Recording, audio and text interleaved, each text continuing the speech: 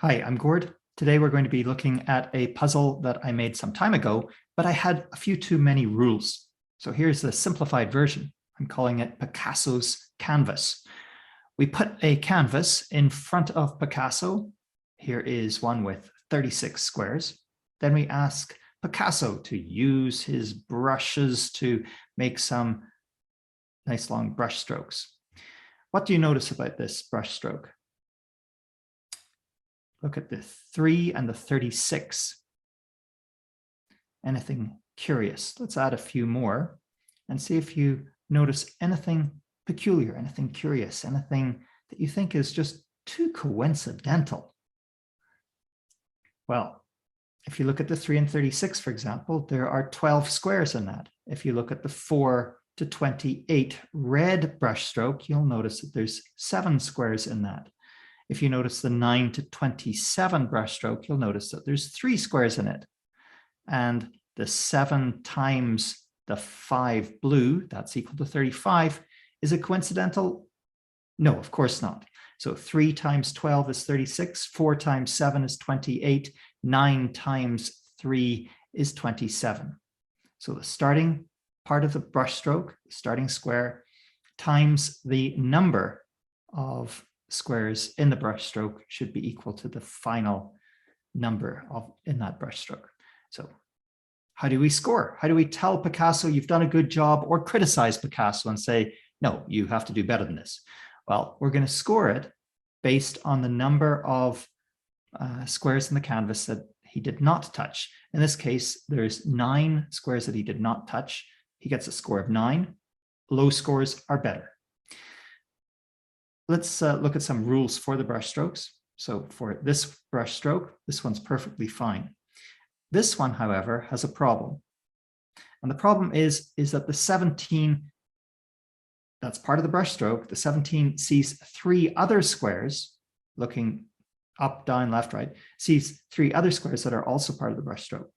That can never happen. So this is not an acceptable brush stroke. Let's look at another one. Does this work? Yep. There's no square that sees 3 other squares in the brushstroke, so that works. What about this one? Yeah, this fails for 2 reasons. The 20 and the 7 both see 3 other squares looking up, down, left, right. Those are the only rules to create your canvas. And this is an improvement from the previous version of this puzzle. Okay, I'm going to show you some of my best results. You should not go far into this before you start dabbling yourself. So please jump in with your class, find out what's the best that you can do. So here I've got a canvas with 64 squares. How well can you do? Okay, let's start. This is one of my first attempts. Here we go. And what is my score? Well, my score is 14. Okay, pretty good. Pretty good. If that was my first attempt, yeah, you'd be pretty happy with it. Okay. Oh, interesting. But with the new rules, you see, I could also go 3 to 12, right? I could also link up the 3 to 12 in a little square there. That wasn't true in the previous rule set, but it is true here. So I can now drop this. I can get this even better. Anyway, let's go on.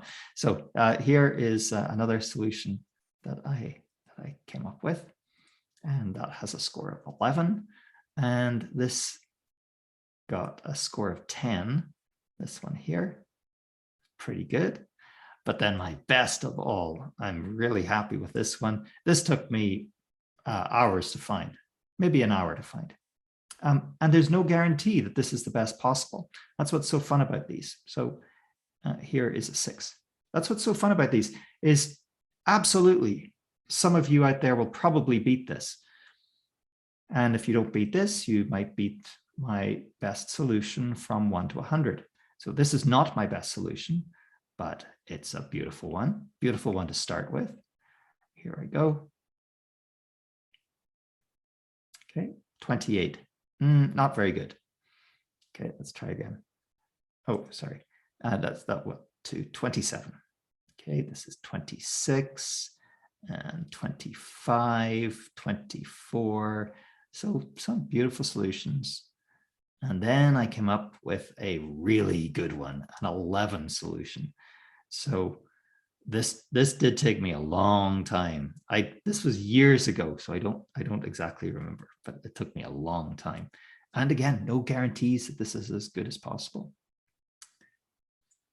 Okay, so there are your puzzle sheets. You can experiment on here. I'm going to attach that in the beneath this video. I'll attach these puzzle sheets so that you can jump in there and experiment.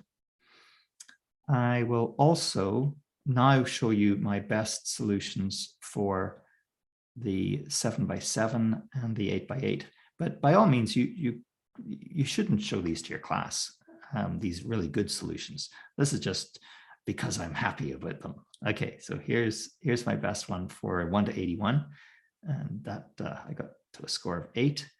And then probably my favorite solution of all, just because it's so beautiful, is this one on the 1 to 49. Here it is. Yeah, so there I get a score only 5. Pretty good. Good. Of course, you don't have to start with those numbers in a spiral. You can start with them, for example, just counting across the top. You can use a normal 1 to 100 chart, and it'll work perfectly well. It'll be a totally different pattern that you get.